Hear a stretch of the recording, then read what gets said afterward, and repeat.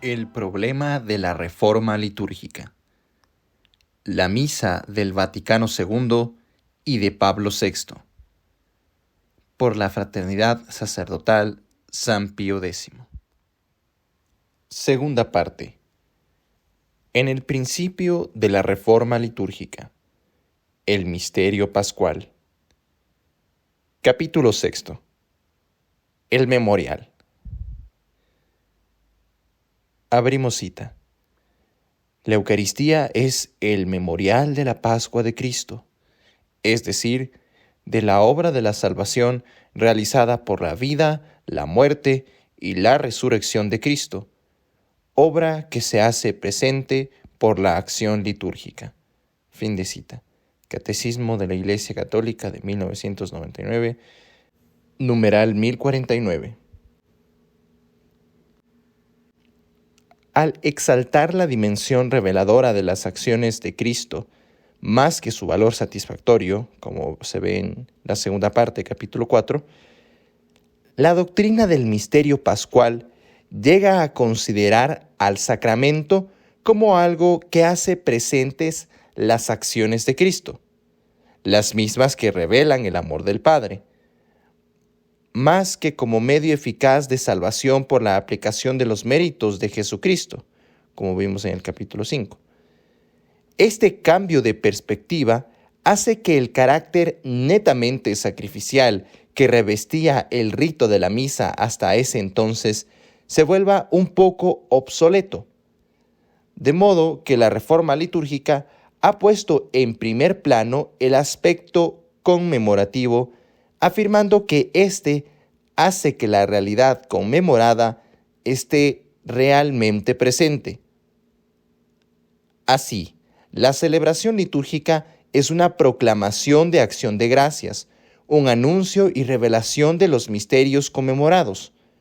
O dicho de otro modo, es una continuación y difusión de la misión salvadora de Cristo, puesto que en adelante se asimila a una revelación con palabras y actos.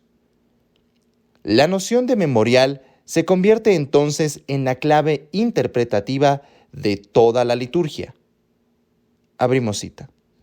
La liturgia entera no es más que una memoria de los actos del Señor en su sentido objetivo y, al mismo tiempo, un desarrollo y expansión de la anamnesis de la misa.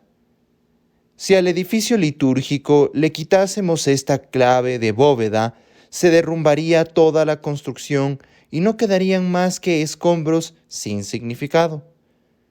Con esto vemos fácilmente lo mucho que importa entender bien la anamnesis del canon de la misa.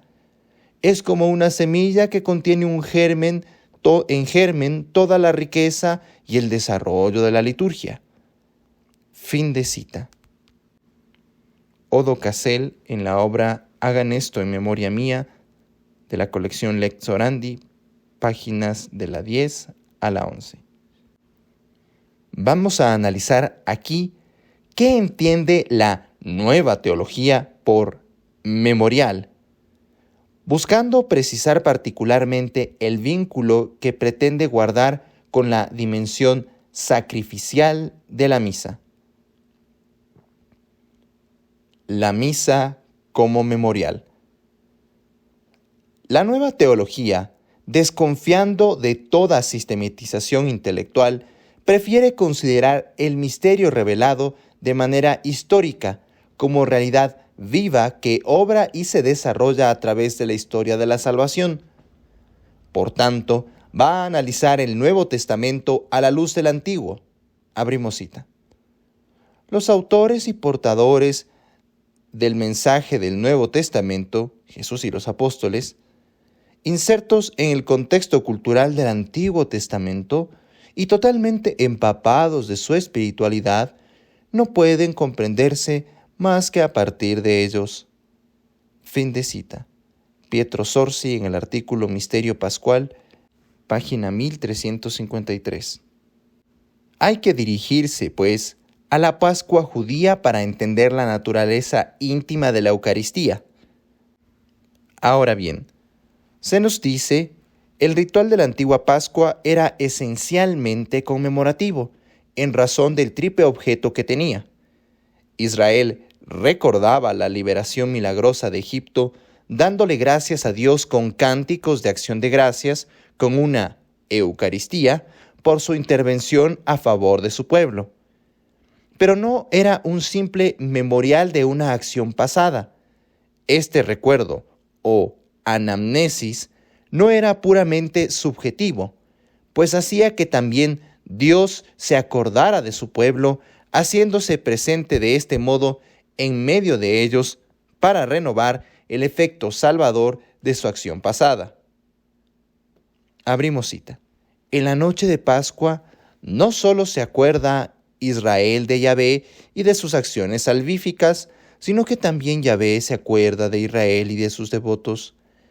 Este recuerdo por parte de Yahvé significa, en correspondencia con las concepciones bíblicas y del judaísmo tardío, en cierto tornarse presente de Dios y un cierto actualizarse de su salvación. N. Pflister, citado por Neuenhauser en el artículo Memorial. El memorial era entonces objetivo, es decir, actualización y anuncio de la alianza ante Dios y ante los hombres. Pero los judíos sabían que esta alianza celebrada estaba en vías de realización. Israel esperaba la venida del Mesías. Así, el rito de la Pascua tomaba una tercera dimensión profética y escatológica. Conmemoración de una acción salvadora pasada, anuncio y celebración eucarística de la alianza presente y profecía de la plenitud futura. Esto era la Pascua judía. Así pues, al instituir la Eucaristía durante el banquete pascual, Cristo asumió el rito de la Pascua antigua y este solo se nos describe en su dimensión conmemorativa. Por lo tanto, la misa se considera ante todo como memorial del Señor. Para justificar esta afirmación, se propone una nueva exégesis de Lucas 22:19. En la expresión, haced esto en memoria mía, se considera que, abrimos comillas, el acento no carga sobre la prescripción haced esto, sino más bien sobre la añadidura, haced esto, sobreentendido de ahora en adelante, en memoria mía. Más exactamente, como lo pone de relieve Jeremías, estas palabras deben traducirse así: haced esto como memorial mío. Y a esta palabra hay que dar el sentido que tuvo siempre en la literatura rabínica y especialmente litúrgica de la época. Fin de cita. Louis Bouyer en la obra Eucaristía, página 115. De ahí proviene la modificación de las palabras de la consagración que hemos ya señalado en la primera parte.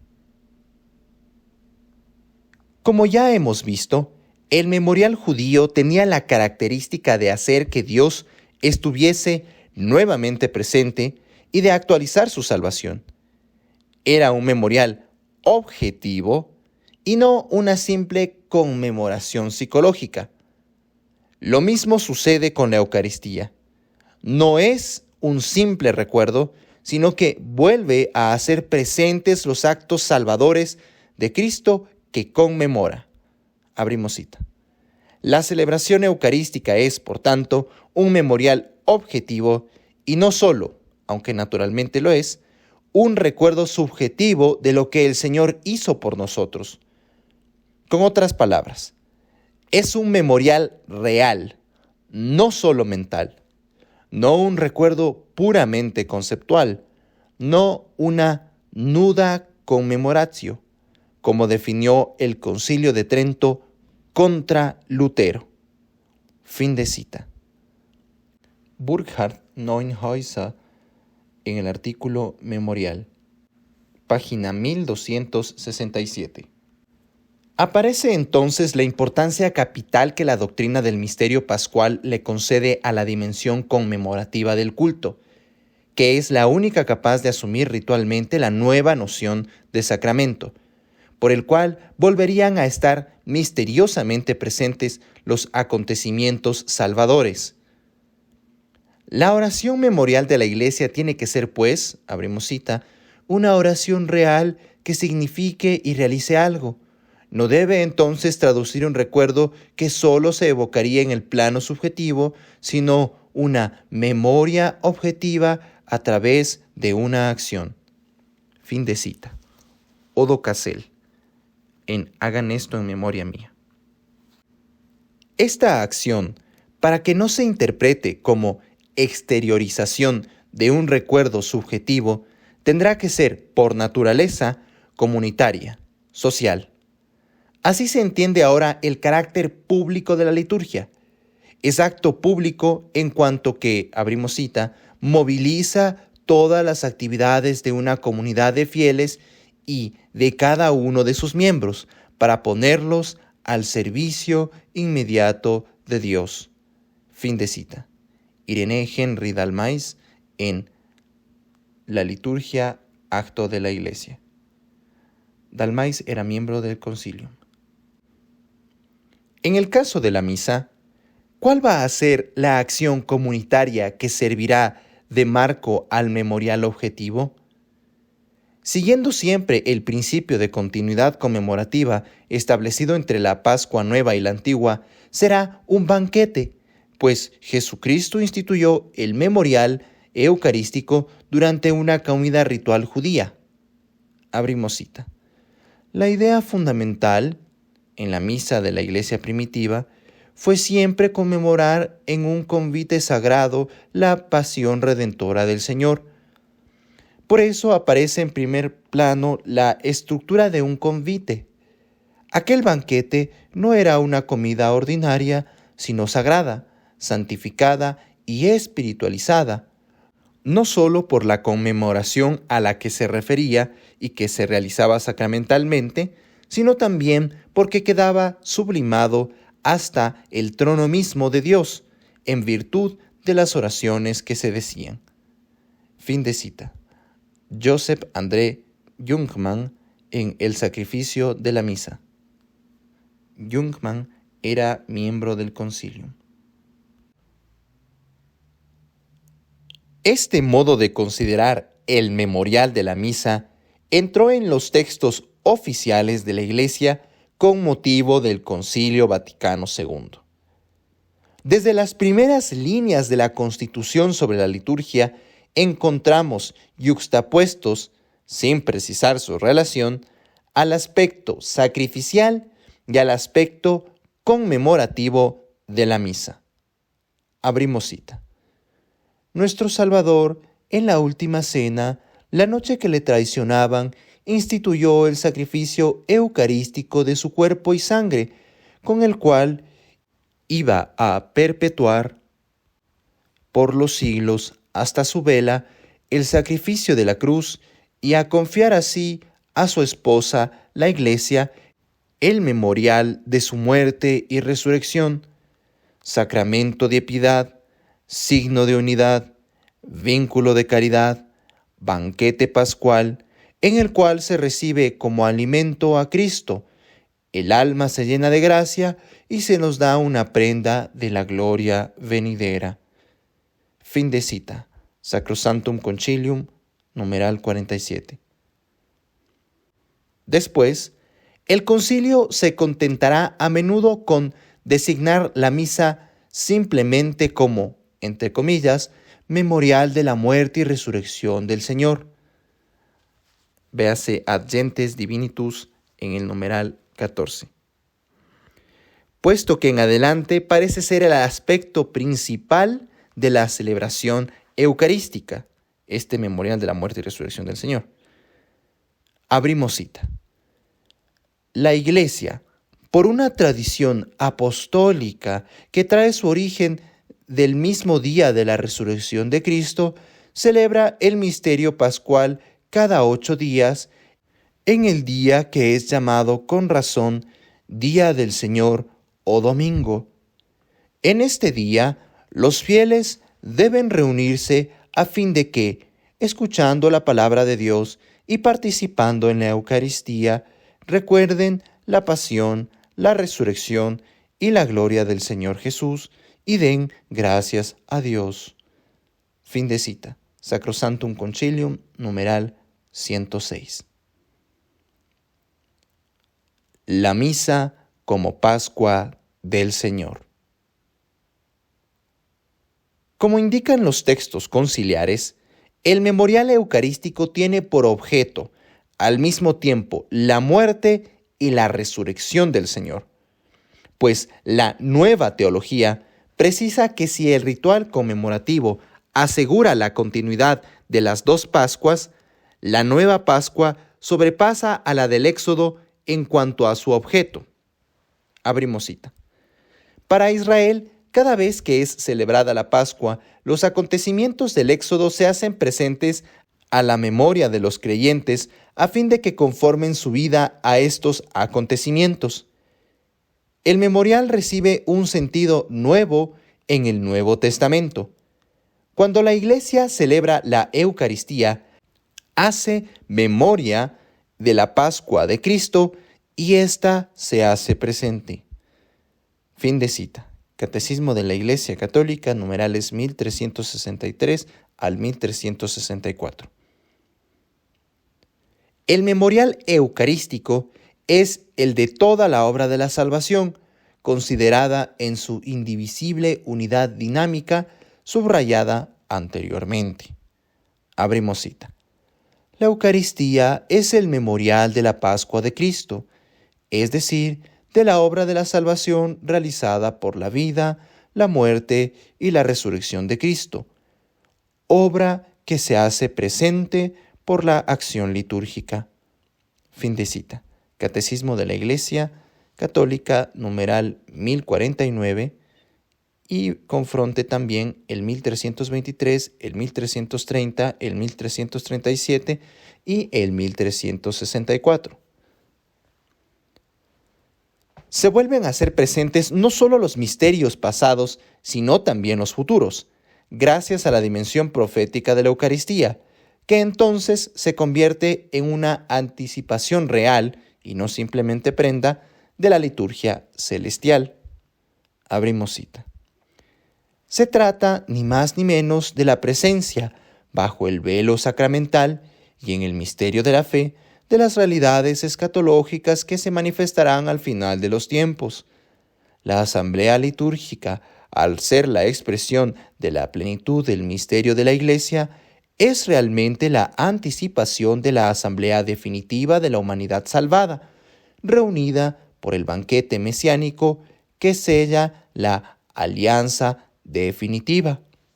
Fin de cita. Irénée Henry d'Almais, en la obra Iniciación a la liturgia. Por los sacramentos, la liturgia nos hace, entre comillas, vivir de la vida de Cristo resucitado. Catecismo de la Iglesia Católica, numeral 1091.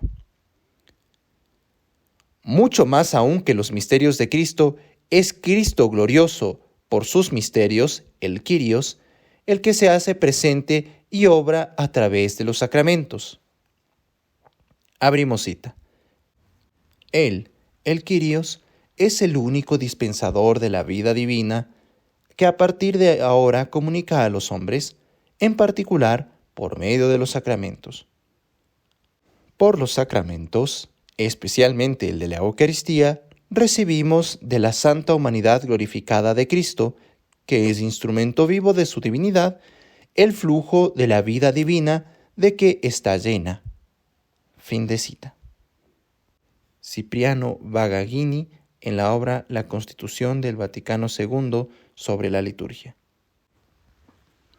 Se acentúa más la presencia del Kyrios que la de Cristo sacerdote y víctima. Se resalta más la resurrección que el Calvario. Al considerar en primer lugar a Cristo como sacramento de Dios que revela al hombre el amor inalterado de un Padre que quiere compartir su gloria, se hace de la resurrección y de la ascensión el centro de gravedad de toda la vida de Jesucristo, pues ahí es donde, abrimos cita, las tres personas divinas actúan juntas a la vez y manifiestan su propia originalidad.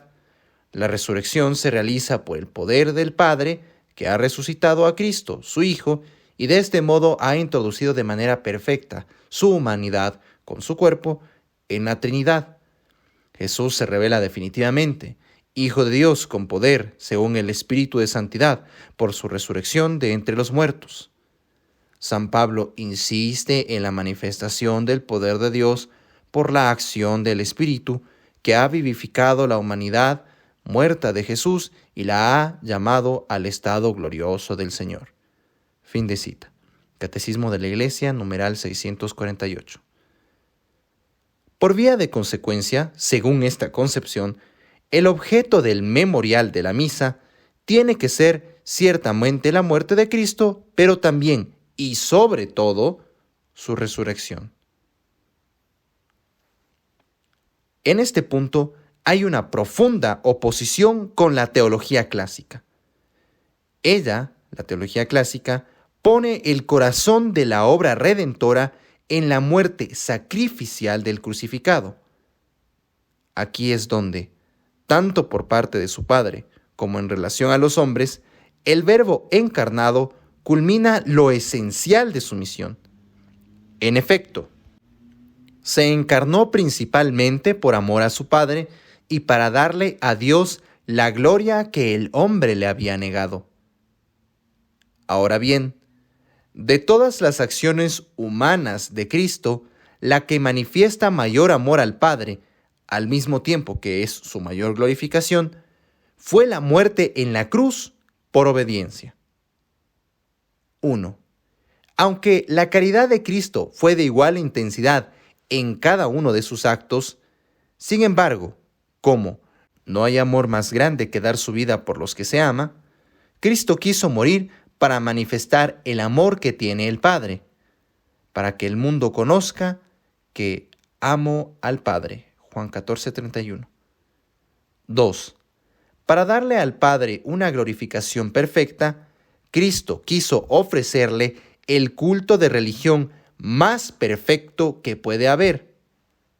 Ahora bien, el acto perfecto de la virtud de la religión es el sacrificio.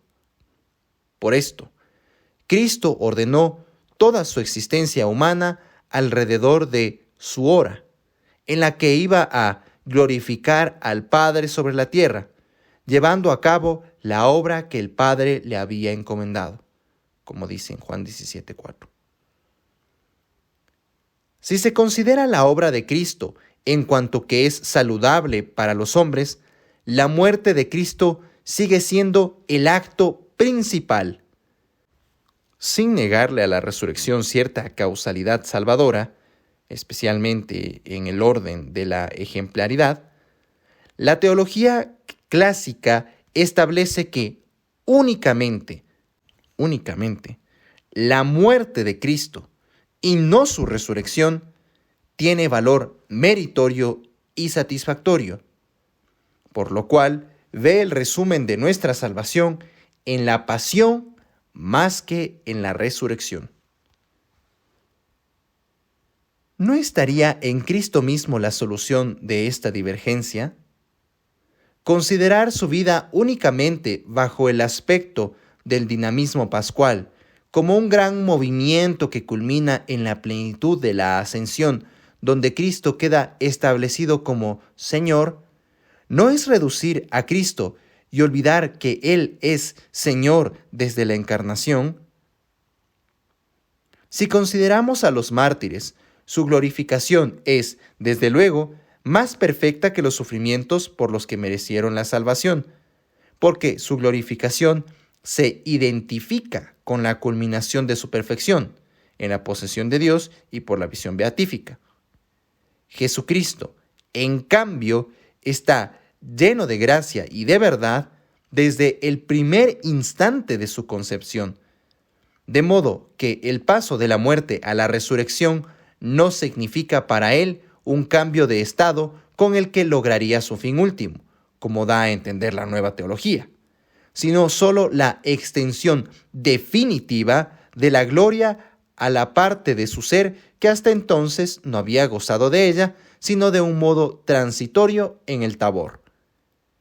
El acto más importante de la vida de Cristo fue entonces su obediencia hasta la muerte, con el que mereció obtener por nuevo título lo que merecía desde el primer instante de su vida terrestre: la glorificación de su cuerpo físico y la santificación hasta la gloria de su cuerpo místico. La misa como sacrificio. Cuando hay que tratar de la misa en cuanto sacrificio, aparece otra divergencia tan profunda como la anterior entre la teología clásica y la teología nueva.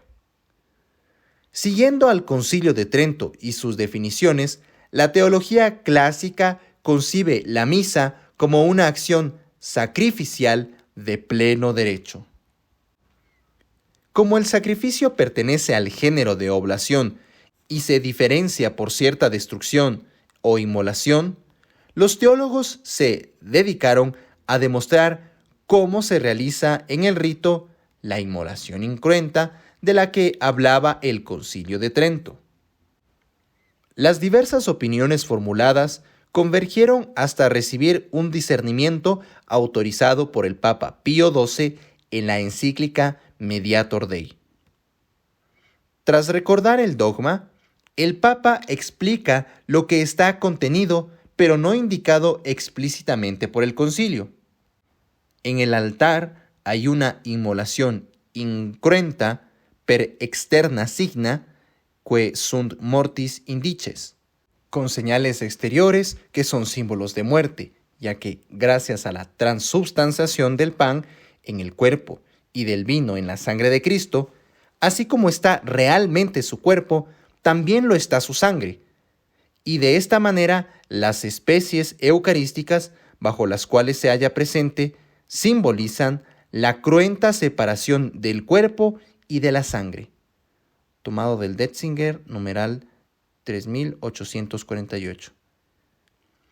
Y Pío XII muestra que el sacrificio de la misa es el memorial de la muerte de la cruz en cuanto que la figura. Abrimos cita. De este modo, la conmemoración de su muerte, que realmente sucedió en el Calvario, se repite en cada uno de los sacrificios del altar, ya que, por medio de señales diversas, se significa y se muestra a Jesucristo en estado de víctima. Fin de cita. Denzinger, numeral 3848. La nueva teología abandona esta enseñanza. Abrimos cita. No puede decirse que el pan separado del vino sea signo del sacrificio, signo de la separación del cuerpo y de la sangre, es decir, de la muerte.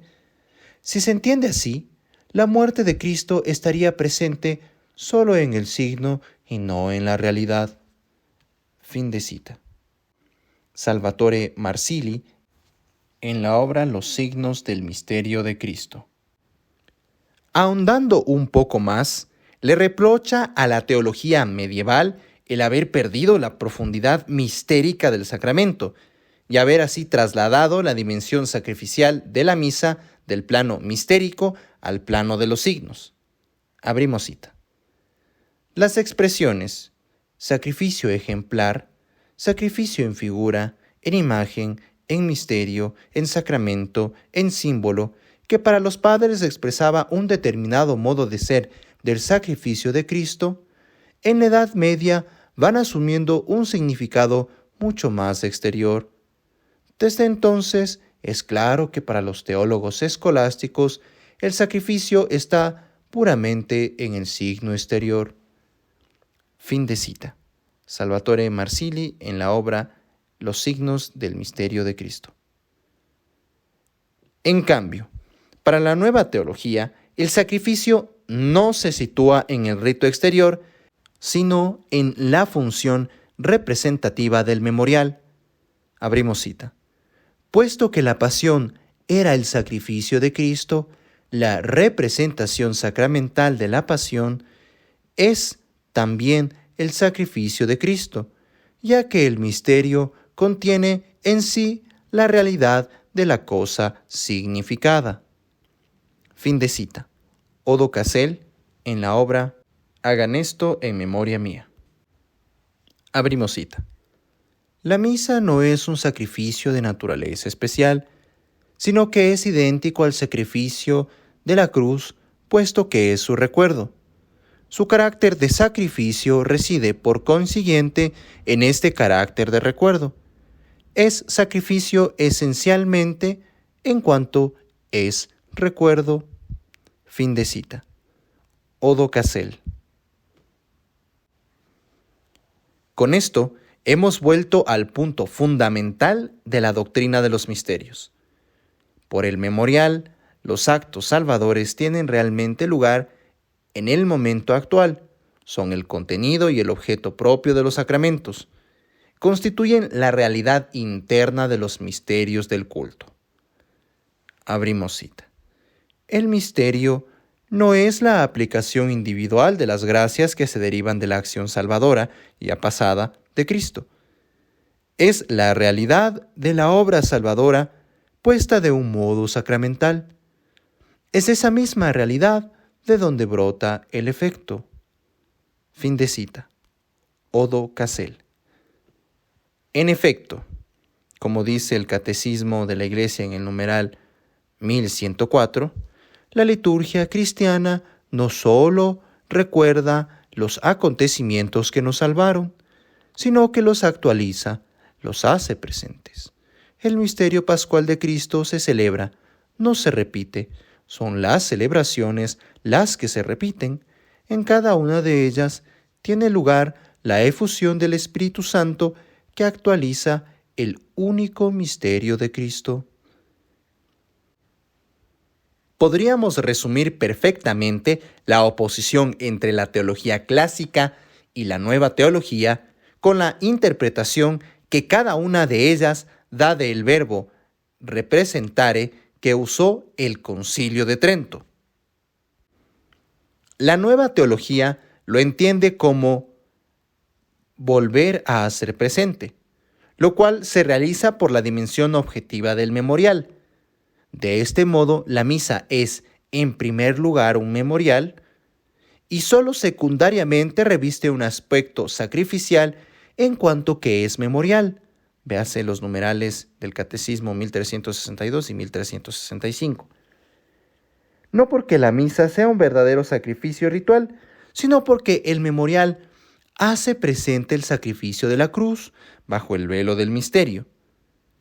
En cambio, la teología clásica interpreta el término representare como figurar o significar, que es lo propio de la imagen con relación a la realidad que representa. De este modo, la misa es, ante todo, un sacrificio ritual propio, que tiene una dimensión conmemorativa en cuanto que es imagen representativa del sacrificio de la cruz. Abrimos cita. La celebración de este sacramento es como una imagen representativa de la pasión de Cristo. Fin de cita. Santo Tomás de Aquino en la Suma Teológica, parte tercera, cuestión 83, artículo 1. Si hay un sacrificio verdadero y no simplemente el signo de un sacrificio, no es por la objetividad del memorial, sino porque la transubstanciación hace que estén realmente presentes el cuerpo y la sangre de la divina víctima. La nueva teología, con motivos diversos, pero finalmente convergentes, deja de lado cada vez más la concepción clásica del sacrificio eucarístico, afirmando que el sacrificio de Cristo no puede consistir solo en su muerte, sino que incluye necesariamente su resurrección y su ascensión. Abrimos cita. El sacrificio de Jesús no ha de entenderse como limitado por su muerte. Su exaltación forma parte esencial del mismo. Fin de cita. J. Sayés en El Misterio Eucarístico. Por consiguiente, la consagración separada de las sagradas especies no puede por sí sola significar el sacrificio de Cristo, ya que solo remite a su muerte, y en modo alguno a su resurrección y a su ascensión. Según la nueva teología, la concepción clásica tiene que ceder el paso al memorial sacrificial que engloba la integralidad de los misterios de la salvación. De este modo, para la teología mistérica, el acento caería sobre la unicidad y unidad de la acción salvífica del sacrificio de la cruz, que excluye un ulterior acto sacrificial verdadera y propiamente expiatorio. Fin de cita. Burkhard Neuenhuizer en el artículo Memorial. La reciprocidad de esta exclusión aparece en la encíclica Mediator Dei. Algunos quisieron, en un primer momento, leer en ella una aprobación de la teología de los misterios. A falta de esto, otros pretendieron que esta doctrina había sido ignorada, pero hubo que rendirse a la evidencia y reconocer el positivo rechazo que hacía Pío X de las nuevas explicaciones teológicas. 1. La encíclica rechaza las explicaciones de la nueva teología sobre la presencia de los misterios. Abrimos cita. Los misterios, por cierto, están constantemente presentes y obran, a la manera no indeterminada y medio oscura de que hablan neciamente algunos escritores modernos, sino de la manera que nos enseña la doctrina católica. Fin de cita. Denzinger, numeral 3855. 2. La encíclica explica la naturaleza sacrificial de la misa de modo clásico, empleando un lenguaje incompatible con la nueva doctrina. Abrimos cita. El que la encíclica emplee el verbo repetir, cuando afirma que la inmolación del Calvario se repite en el altar, nos hace preguntarnos si no habrá que esperar al magisterio posterior para encontrar una total decantación de los términos. Fin de cita. J. Sayes en El misterio eucarístico. Además, la encíclica utiliza la palabra demonstratio, acción de mostrar o indicar, y no la palabra tridentina representare, ya que esta, representare, interpretada en el sentido de representar, volver a ser presente, se había convertido en la piedra angular de la doctrina de los misterios. Para Mediator Dei, la misa es un sacrificio, no porque sería un memorial que haría que volviese a estar presente el sacrificio del Calvario, sino porque al término de la doble consagración se realiza en ella una verdadera inmolación ritual incruenta, que es a su vez signo indicador de la inmolación cruenta.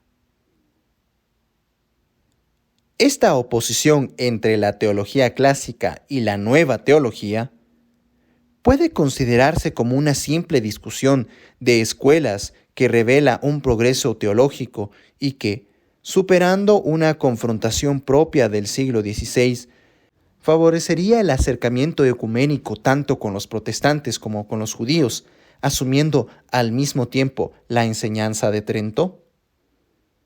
Es lo que algunos creen poder afirmar. Abrimos cita.